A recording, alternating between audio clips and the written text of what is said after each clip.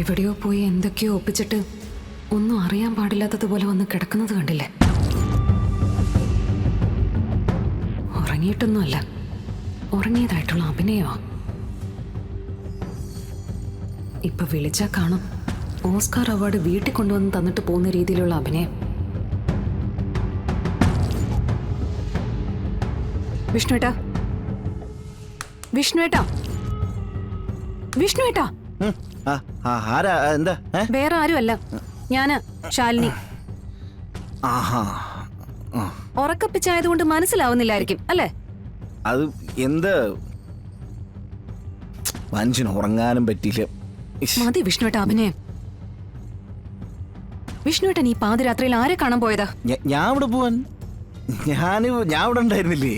എവിടെ ഉണ്ടായിരുന്നെന്നാ? ഈ മുറിയിൽ ഉണ്ടായിരുന്നോ?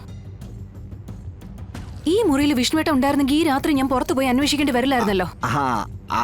അതെന്താന്നറിയോ, രാത്രി കിടന്നിട്ട് ഉറക്കം വരാതെ ഞാൻ മുകളിലത്തെ അവിടെ പോയിട്ട് കാറ്റുള്ളായിരുന്നു.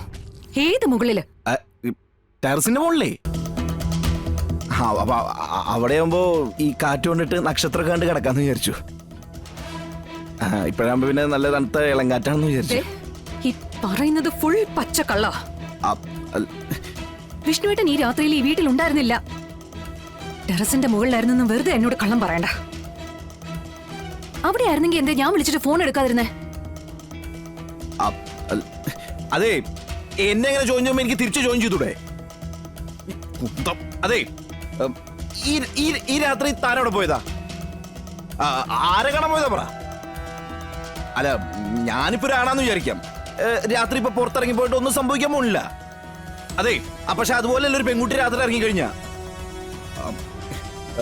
പിന്നെ ഇങ്ങനെ രാത്രി ഇറങ്ങുമ്പോഴേ നാട്ടിൽ പലരും സ്ത്രീകൾക്കും പല പേരും വിളിക്കും. അതല്ല, എന്റെ ഭാര്യനെ മറ്റുള്ളവർ മോശം പറയുന്നത് എനിക്ക് ഇഷ്ടല്ല. അതന്നെ. പിന്നെ ശാലിനി, ഞാൻ ഒരു കാര്യം പറഞ്ഞേക്കാം, മേലെ എന്റെ രോദല രാത്രി പുറത്തിറങ്ങരുത്. പിന്നെ എന്റെ സ്വഭാവം അറിയേ, വെറുതെ മനുഷ്യന്റെ ഉറക്കം കളയാനായിട്ട്.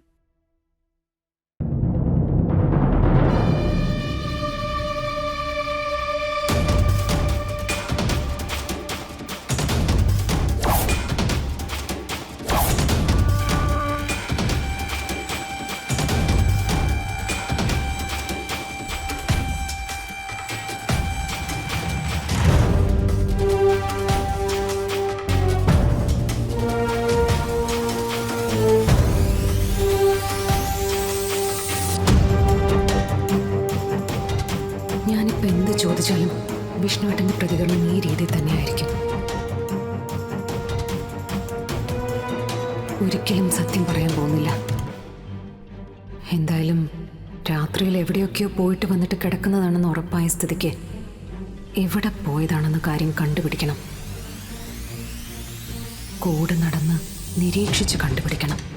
കാരണം അത്രയും സങ്കീർണമാണ് പ്രശ്നങ്ങൾ. വിഷ്ണുവേട്ടൻ പറയുകയും കാണിക്കുകയും ചെയ്യുന്ന അസുഖം പോലും എന്തൊക്കെയോ കള്ളത്തരങ്ങൾ മറയ്ക്കാനുള്ള ഒരു മറയായിട്ടാണ് എനിക്ക് തോന്നുന്നത്.